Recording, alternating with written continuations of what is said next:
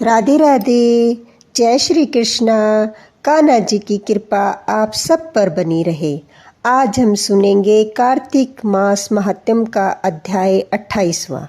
इससे पहले मैं आपको तुलसी के बारे में बताती हूँ। तुलसी कौन थी? तुलसी भगवान विष्णु को इतनी प्रिय क्यों है? क्यों भगवान तुलसी के बिना भोग स्वीकार नहीं करते? आइए जानते हैं।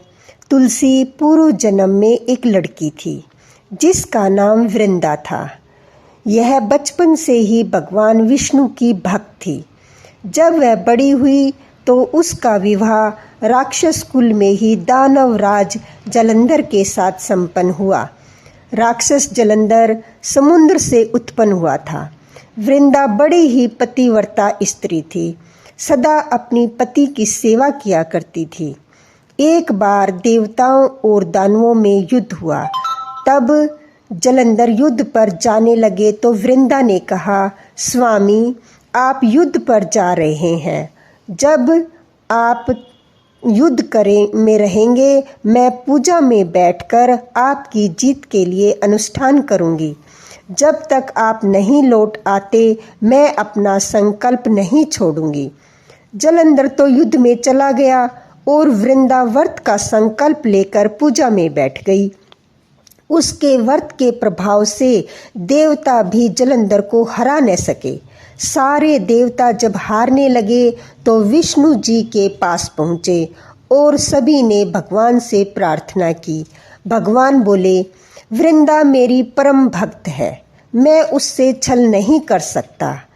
इस पर देवता बोले कि भगवान दूसरा कोई उपाय हो तो बताएं, लेकिन हमारी मदद जरूर करें। इस पर भगवान विष्णु ने जलंधर का रूप धरा और वृंदा के महल में पहुंच गए। वृंदा ने जैसे ही अपने पति को देखा तो तुरंत पूजा से उठ गई और उसके चरणों को छू लिया। इधर वृंदा का संकल्प टूटा, उधर युद्ध में देवताओं ने जलंधर को मार दिया और उसका सिर काटकर अलग कर दिया। जलंधर का कटा हुआ सिर जब महल में आ गिरा तो वृंदा ने आश्चर्य से भगवान की ओर देखा जिन्होंने जलंधर का रूप धर रखा था। इस पर भगवान विष्णु अपने रूप में आ गए पर कुछ न बोल सके। वृंदा ने कुपित होकर भगवान को श्राप दे दिया कि वे पत्थर हो जाएं। इसके चलते भगवान तुरंत पत्थर के हो गए। सभी देवताओं में हाहाकार मच गया। देवताओं की प्रार्थना के बाद वृंदा ने अपना श्राप वापस ले लिया। इसके बाद वे अपने पति का सिर लेकर सती हो गई। उसकी राख से एक पौधा निकला। तब भगवान विष्णु जी ने उस पौधे का नाम तुलसी रखा और कहा कि मैं इस पत्थर रूप में भी रहूँगा, जिसे शालिग्राम नाम से तुलसी जी के साथ पूजा जाएगा। इतना ही नहीं, उन्होंने कहा कि किसी भी शुभ कार्य में बिना तुलसी जी के भोग के पहले कुछ भी स्वीकार नहीं करूँगा। तभी से ही तुलसी जी की पूजा होने लगी। कार्तिक मास में तुलसी जी का विवाह शालिग्राम जी के साथ किया जाता है। साथ ही देव उठनी एकादशी के दिन इसे तुलसी विवाह के रूप में मनाया जाता है। राधे राधे। बोलो तुलसी मैया की जय। आइए अब हम अपना आगे का अध्याय सुनते हैं। कार्तिक, इससे पहले के अध्याय में हमने सुना कि कार्तिक व्रत उद्यापन विधि। आज के अध्याय में हम जानेंगे कि अगर उद्यापन की शक्ति न हो तो हमें क्या करना चाहिए। सूत जी कहते हैं, यदि किसी में उद्यापन की शक्ति न हो तो ब्राह्मणों को भोजन करा दें, यानी ब्राह्मण न मिले तो गौ का पूजन कर लें। यदि गौ भी न मिले तो पीपल अथवा वट का पूजन कर लें। यह सुनकर ऋषि पूछने लगे कि हे महाराज, वृक्ष तो सभी समान है, फिर पीपल तथा वट वृक्ष को ही श्रेष्ठ क्यों माना गया है? तब सूत जी ने कहा, पीपल विष्णु जी का, वट शिव जी का तथा पलाश ब्रह्मा जी का रूप है। फिर ऋषियों ने पूछा कि ब्रह्मा, विष्णु तथा महेश यह सब वृक्ष भाव को कैसे प्राप्त हुए। यह सुनकर सूत जी कहने लगे कि हे ऋषियों, एक समय शिव जी पार्वती सहित एकांत में विराजमान थे कि उस समय देवताओं द्वारा भेजे गए अग्निदेव द्वारा उनके एकांतवास में कुछ विघ्न उपस्थित हुआ। तब पार्वती जी ने क्रोधित होकर देवताओं को श्राप दिया कि तुम वृक्ष रूप हो जाओ। तब विष्णु जी की गया में जाकर पीपल, शिव काशी में अक्षयवट तथा ब्रह्मा जी कैलाश रूप हो गए। तभी से पीपल और वट का पूजन होता है। तब ऋषियों ने पूछा कि रविवार को पीपल का पूजन नहीं होता और शनिवार को अवश्य होता है, इसका क्या कारण है? सो भी कृपा करके कहिए। सूत जी कहने लगे कि हे ऋषियों, समुद्र मंथन के समय जब 14 रत्न समुद्र से उत्पन्न हुए, तब श्री विष्णु भगवान ने कौस्तुभ मणि तथा लक्ष्मी जी को स्वयं ग्रहण कर लिया। जब भगवान लक्ष्मी जी के साथ विवाह करने लगे तो लक्ष्मी जी ने कहा कि भगवान, मेरी एक बड़ी बहन भी है जिसका नाम दरिद्रा है, अतः पहले उसका विवाह होना चाहिए। विष्णु जी ने लक्ष्मी जी के ये वचन सुनकर उनकी बड़ी बहन ज्येष्ठा उद्दालक ऋषि को सौंप दी। ज्येष्ठा दरिद्रा का काला रंग तथा लाल नेत्र, बिखरे बाल थे। उद्दालक मुनि भगवान की आज्ञा मानकर दरिद्रा को अपने आश्रम ले गए। वहां आकर दरिद्रा ने देखा कि आश्रम में वेद पाठ तथा हवन हो रहा है। यह देख उसने मुनि से कहा, मैं यहाँ नहीं रह सकती, जहाँ पर चोरी तथा ब्राह्मणों का अपमान होता है, मैं वहीं पर रह सकती हूँ।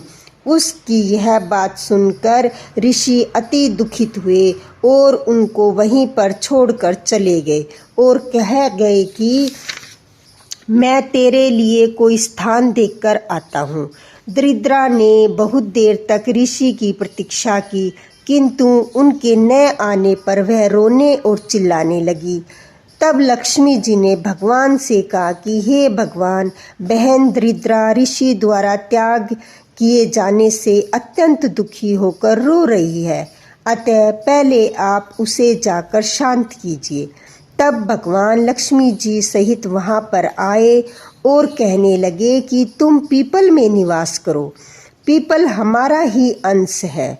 जो कोई कार्तिक पूर्णिमा को पीपल का पूजन करेगा वह तुमको ही प्राप्त होगा और उसके यहाँ लक्ष्मी का वास होगा।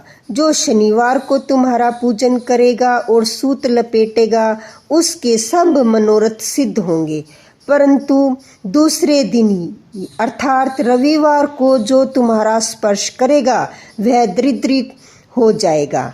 इतना कहकर भगवान अंतर्ध्यान हो गए। सूत जी कहते हैं कि जो कोई इस कथा को कहता या सुनता है उसको प्रयाग तथा बद्रिका आश्रम जैसा फल प्राप्त होता है। बोलो कृष्ण भगवान की जय। आइए अब हम सुनते हैं तुलसी चालीसा। श्री तुलसी महारानी करू विनय सिरनाय, जो मम हो संकट विकट दीजे मात नशाय। नमो नमो तुलसी महारानी, महिमा अमित न जाय बखानी। दियो विष्णु तुमको सम्माना, जग में छायो सुयस महाना। विष्णु प्रिया जय जयति भवानी, तिहु लोक की हो सुख खानी। भगवत पूजा करे जो कोई, बिना तुम्हारे सफल न होई। जिस घर तव नहीं होए निवासा, उस पर करे विष्णु नहीं वासा। करे सदा जो तव नित सुमिरन, ते के काज हुए सब पूरन। कार्तिक मास महात्म तुम्हारा, ताको जानत सब संसारा। तव पूजन जो करे कुवारी, पावे सुंदर वर सुकुमारी। करे जो पूजा नित्य प्रति नारी, सुख संपत्ति से होए सुखारी। वृद्धा नारी करे जो पूजन, मिले मुक्ति होए पुलकित मन। श्रद्धा से पूजे जो कोई, भवनिधि से तर जाए सोई। कथा भागवत यज्ञ करावे, तुम बिन नहीं सफलता पावे।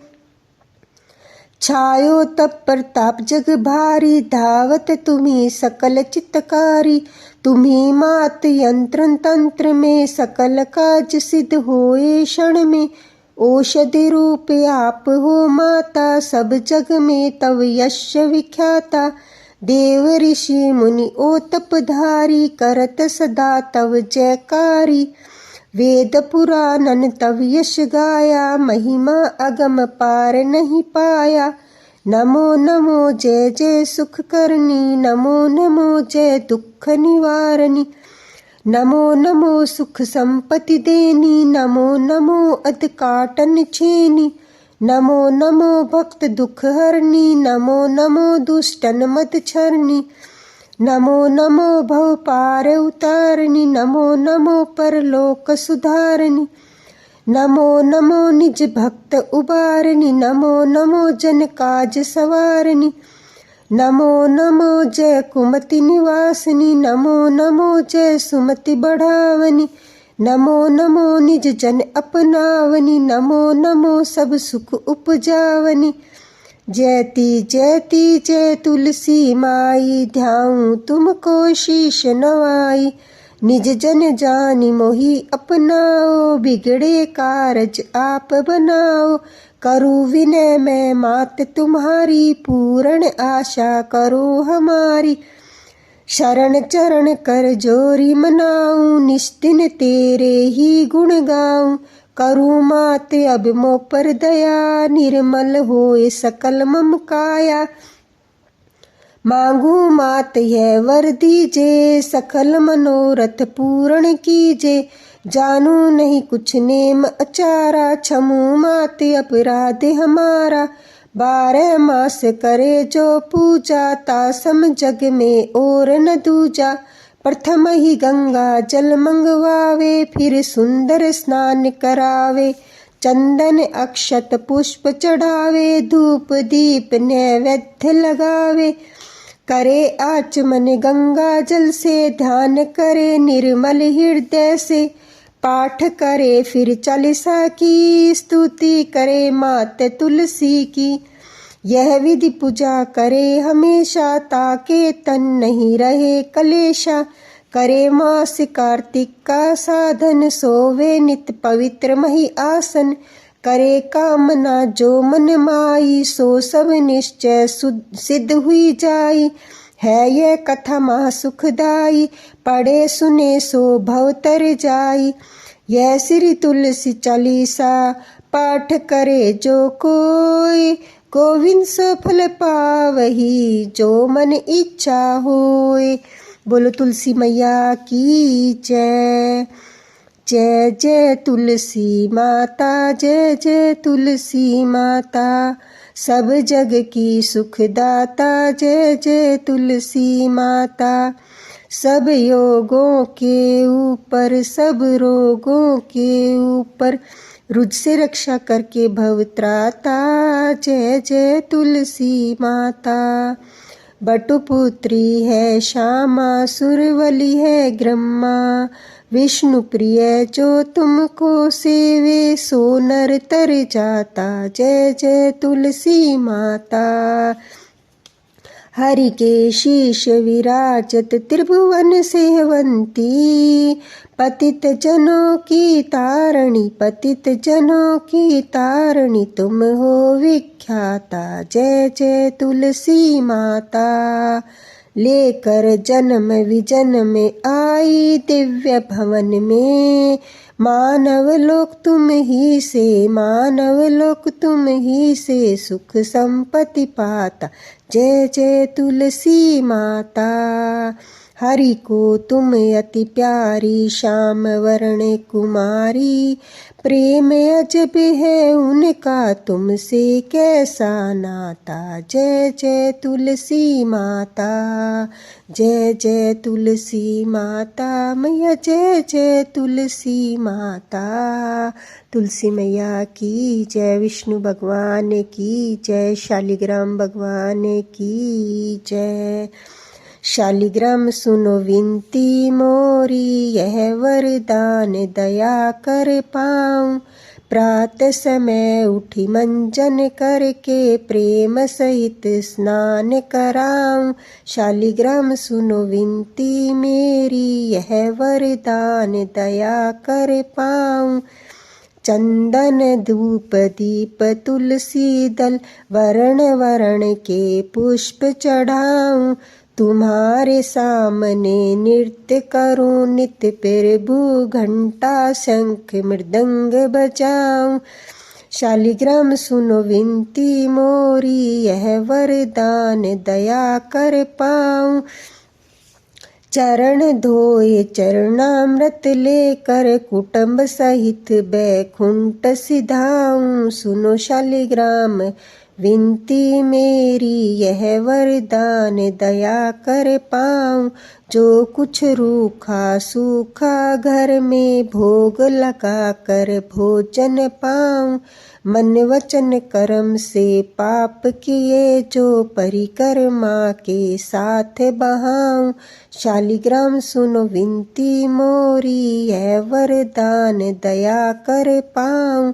ऐसी कृपा करो मुझ पर, यम के द्वारे जान न पाऊं।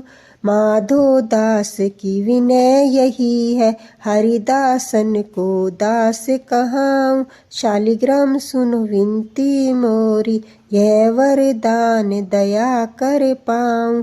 बोलो शालिग्राम भगवान की जय।